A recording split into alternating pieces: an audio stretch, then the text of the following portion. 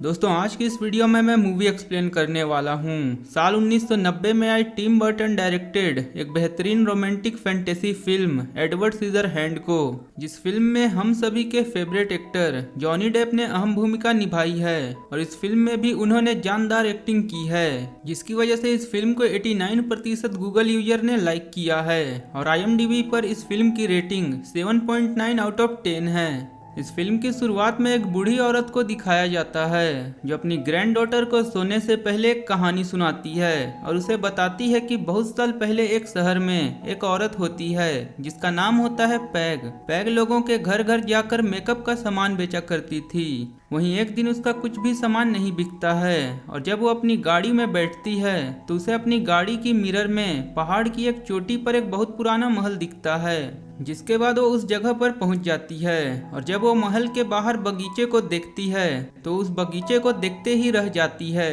क्योंकि वो बहुत ही खूबसूरत बगीचा होता है। जिसके बाद पैग महल के अंदर चले जाती है, जिस महल में वो देखती है कि वहां पर बहुत बड़ी बड़ी मशीनें हैं और उसे ऐसा लगता है कि यहाँ पर कोई एक्सपेरिमेंट करता है। और जब वो चारों तरफ देख ही रही होती है तो उसे ऊपर से कुछ आवाजें आती है और जब पैग ऊपर जाती है तो वो देखती है कि वहाँ के कॉर्नर में कोई छिपा हुआ है। पैग उसे बाहर आने को कहती है और जब वो लड़का उसके सामने आता है तो पैग उसे देखकर डर जाती है और वो वहाँ से जाने लगती है क्योंकि उस लड़के के हाथ में बहुत सारे सीजर्स होते हैं। मगर वो लड़का पैग से कहता है कि प्लीज यहाँ से मत जाओ। ये सुनकर पैग रुक जाती है और उससे कहती है कि तुम्हारे हाथ में जो कुछ भी है उसे तुम नीचे रख दो।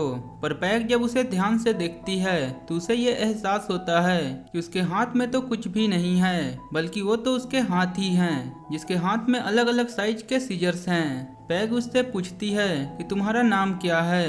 वो लड़का कहता है कि मेरा नाम एडवर्ड है। दरअसल एडवर्ड एक आर्टिफिशियल इंटेलिजेंस रोबोट होता है और पैग जिस महल में आई होती है वो महल एक साइंटिस्ट का घर होता है जो कि मर चुका होता है, मगर मरने से पहले उस साइंटिस्ट ने एडवर्ड को बनाया होता है, जिसने एडवर्ड को इमोशन, प्यार, गुस्सा, हर चीज का ज्ञान दिया होता है। पर वो साइंटिस्ट उसे पूरा बनाने से पहले ही मर गया होता है, जिसके चलते एडवर्ड के हाथों में उंगलियों की जगह सीजर्स लगे के लगे रह जाते हैं। पैग एडवर्ड को देखकर ये समझ जाती है कि वो बिल्कुल अकेला है, इसलिए वो उसे अपने साथ चलने को कहती है।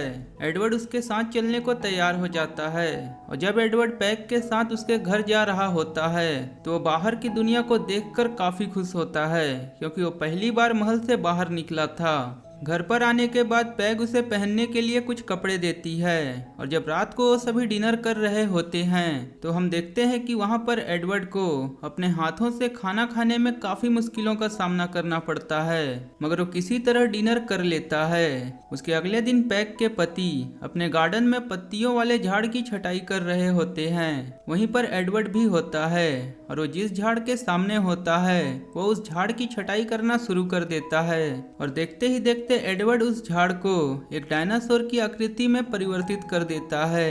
पैग के पति ये देखकर हैरान हो जाते हैं। एडवर्ड फिर वहाँ एक दूसरे झाड़ की छटाई करके पैग की पूरी फैमिली को बनाता है। एडवर्ड की ये कलाकारी देखकर पैग और उसका पूरा परिवार बहुत खुश हो जाता है। जिसके बाद पैग के घर पर एडवर्ड से मिलने उसके कई सारे पड़ोसी आते हैं और वो कहते हैं कि शाम को हम तुम्हारे घर पर खाने को आएंगे। जिसके बाद पैग और एडवर्ड शाम के खाने की तैयारी करने लगते हैं। वहीं कुछ वक्त बाद शाम हो जाता है जहां पैग के घर पर उसके पड़ोसी आना शुरू हो जाते हैं और वो सभी एडवर्ड को देखकर काफी हैरान होते हैं, मगर बाद में वो सभी एडवर्ड को अपना लेते हैं। वहीं रात में जब एडवर्ड अपने कमरे में सो रहा होता है तो उस कमरे में पैग की बेटी किम आती है जो अपने दोस्तों के साथ बाहर घूमने को गई थी। उसे एडवर्ड के बारे में कुछ भी पता नहीं होता है और जब किम आईने में खुद को देख रही होती है तो अचानक उसकी नजर एडवर्ड पर पड़ती है और वो उसे देखकर चिल्लाने लगती है, जिससे एडवर्ड भी डर जाता है। बाहर आने के बाद किम अपने मॉम डैड को बताती है कि मेरे कमरे में कोई है जिसके हाथों में कई सारे हथियार हैं। तभी किम की मॉम उसे समझाती है कि इसका नाम एडवर्ड है और ये अब से हमारे साथ ही रहेगा। जिसके बाद किम की मॉम किम को एडवर्ड से मिलाती है। उसके अगले दिन एडवर्ड अपने पड़ोसियों के जितने जितने भी झाड़ होते हैं उन सबको वो एक सुंदर डिजाइन देता है। वहीं जब एडवर्ड एक झाड़ को डिजाइन दे रहा होता है तभी उसके पास एक डॉग आता है जिसके बहुत बड़े बड़े बाल होते हैं। एडवर्ड ये देखकर उसके बाल काटना शुरू कर देता है और जब वो डॉग अपनी ऑनर के पास जाता है तब उसकी ऑनर अपने डॉग को देखकर बहुत खुश होती है। उसके अगले ही पल ये दिखाया जाता है कि पैक के बहुत सारे पड़ोसी अपने अपने डॉग को लेकर एडवर्ड के पास आते हैं। वो सभी अपने डॉग के बाल कटवाकर उन्हें एक नया लुक देना चाहती हैं। जब एडवर्ड एक औरत के छोटे से डॉग को एक अलग ही लुक देता है तो औरत एडवर्ड से कहती है कि क्या तुम मेरे भी बाल काटोगे, जिसके बाद एडवर्ड उसके बाल काटना भी शुरू कर देता है। एडवर्ड उसके बाल एक प्रोफेशनल की तरह काटता है जिससे वो औरत काफी खुश हो जाती है। जिसके बाद वहाँ मौजूद हर औरत एडवर्ड से अपने बाल कटवाती है और धीरे धीरे एडवर्ड के काम को देखकर उसकी पॉपुलैरिटी बढ़ना शुरू हो जाती है और उसे एक टीवी शो में भी बुलाया जाता है जहाँ पर एडवर्ड से कई सवाल पूछे जाते हैं और उसे ये भी सुझाव दिया जाता है कि उसे अपना एक सैलून खोलना चाहिए, लेकिन सैलून खोलने के लिए उसे पैसे चाहिए होंगे। इसलिए पैग उसे बैंक लेकर जाती है, लेकिन बैंक वाले एडवर्ड को लोन देने से मना कर देते हैं क्योंकि एडवर्ड का कोई भी सोर्स ऑफ इनकम नहीं होता है। वहीं एडवर्ड पैग की बेटी किम को काफी पसंद करता है। किम भी एडवर्ड को बहुत अच्छा मानती है और इस बात से किम का जो बॉयफ्रेंड होता है वो बहुत ही जेलस होता है।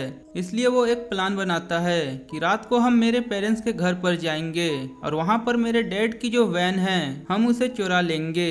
वो वैन हम दोनों के टाइम स्पेंड करने की एक सेपरेट जगह होगी और इस काम के लिए उन्हें एडवर्ड की जरूरत होगी क्योंकि सिर्फ एडवर्ड ही लॉक खोल सकता है। एडवर्ड किम के कहने पर उसके साथ चलने को तैयार हो जाता है और जब वो सभी लॉक खोलकर घर के अंदर जाते हैं तो जिस रूम में एडवर्ड पहले जाता है उस रूम को किम का बॉयफ्रेंड बाहर से बंद कर देता है जिससे वहां पर चोरी का अलार्म बजना शुरू हो जाता है। वहां पर किम एडवर्ड को बाहर निकालना तो चाहती थी पर उसका बॉयफ्रेंड उसे ऐसा नहीं करने देता है और फिर वो दोनों वहां से भाग जाते हैं। जिसके बाद एडवर्ड को पुलिस पकड़ लेती है और उसे जज के सामने पेश करती है, मगर जज एडवर्ड को ये बात जानकर छोड़ देते हैं कि वो कई सालों से अकेला था और उसे सही गलत में कोई फर्क नहीं पता था।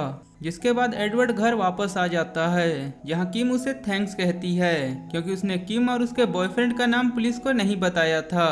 किम एडवर्ड से कहती है कि मुझे तुम्हें बता देना चाहिए था कि हम चोरी करने जा रहे हैं और वो घर मेरे बॉयफ्रेंड का था। एडवर्ड कहता है कि मुझे पता था। जिसके बाद किम उससे कहती है कि तुमने ऐसा फिर क्यों किया। एडवर्ड कहता है क्योंकि तुमने मुझसे ये कहा। ये बात सुनने के बाद किम के अंदर एडवर्ड के प्रति जो प्यार होता है वो काफी ज्यादा बढ़ जाता है। इसके बाद क्रिसमस का दिन आता है जहां एडवर्ड किम के लिए बर्फ वाली एक एंजल की मूर्ति बना रहा होता है जिससे कि वहां पर चारों तरफ हवा में बर्फ उड़ना शुरू हो जाती है। किम को गिरती हुई बर्फ काफी अच्छी लगती है और ये देखकर वो एडवर्ड के पास जाने लगती है। एडवर्ड अपने काम में मसरूफ रहता है। तभी वहां पर किम का बॉयफ्रेंड आता है और जोर से एडवर्ड को हे कहता है जिससे कि एडवर्ड का ध्यान भटक जाता है और गलती से किम का हाथ कट जाता है। जिसके बाद किम की मॉम बाहर आती है और किम अपनी मॉम को बताती है कि ये एक एक्सीडेंट था। वहीं किम का बॉयफ्रेंड एडवर्ड को काफी भला बुरा कहता है और उसे धक्का देते हुए कहता है कि निकल जाओ यहाँ से। एडवर्ड नाराज होकर वहाँ से चले जाता है और यहाँ पर जो उसने खूबसूरत झाड़ों से डिजाइन बनाए होते हैं वो उन्हें भी काटना शुरू कर देता है। वहीं दूसरी तरफ किम को दिखाया जाता है जो अपने बॉयफ्रेंड के जेलसी से परेशान हो गई होती है, इसलिए वो उससे ब्रेकअप कर लेती है। कुछ देर बाद एडवर्ड घर वापस आ जाता है जहाँ पर किम अकेली होती है क्योंकि सबके सब वहाँ एडवर्ड को ढूंढने के लिए गए होते हैं। वहाँ किम एडवर्ड को अपने गले से लगा लेती है।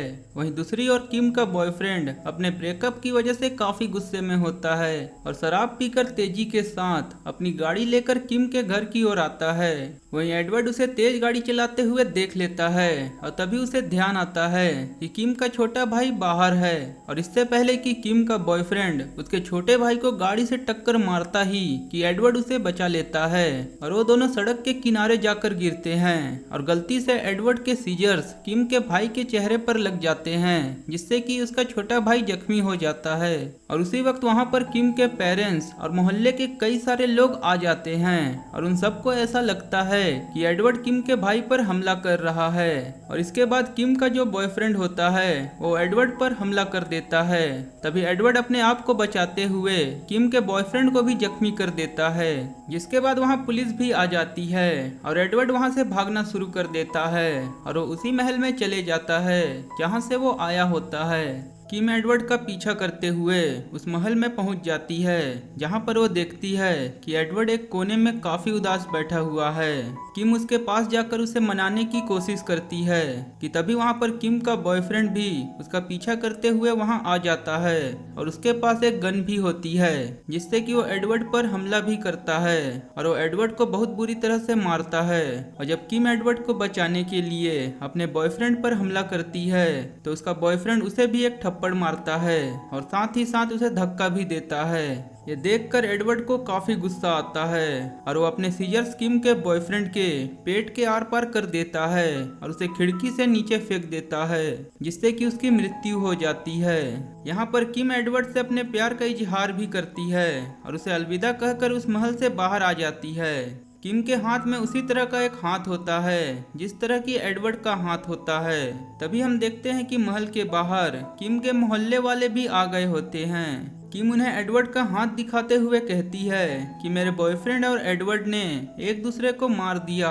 ये सुनकर सब के सब अपने घर वापस चले जाते हैं, जिसके बाद कहानी अपने प्रेजेंट टाइम में वापस आती है और हमें यहाँ पर ये बात पता चलती है कि वो बूढ़ी औरत और कोई नहीं बल्कि किम होती है, जो अपनी ग्रैंड डॉटर को ये कहानी सुना रही होती है। किम की ग्रैंड डॉटर उससे पूछती है कि आप एडवर्ड से मिलने क्यों नहीं जाती हैं। किम कहती है कि अब मैं बूढ़ी हो चुकी हूँ और मैं चाहती हूँ कि एडवर्ड मुझे उसी तरह से याद रखे जिस तरह से उसने मुझे आखिरी बार देखा था। किम की ग्रैंड डॉटर कहती है कि आपको कैसे पता है कि एडवर्ड अभी भी जिंदा होगा।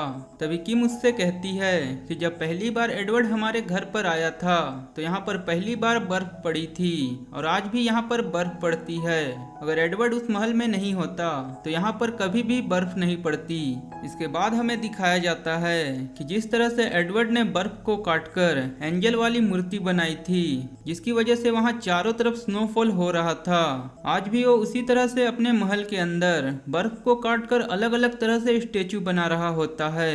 और जो कटी हुई बर्फ होती है वही पूरे शहर में गिर रही होती है, जिस तरह से कई सालों पहले क्रिसमस के दिन पर गिर रही थी। और यहीं पर यह प्यारी सी लव स्टोरी फिल्म खत्म हो जाती है। दोस्तों, आपको मेरे द्वारा एक्सप्लेन की गई यह मूवी कैसी लगी यह मुझे कमेंट करके जरूर बताएं। मैं जल्द ही नई वीडियो के साथ आपसे मिलूंगा।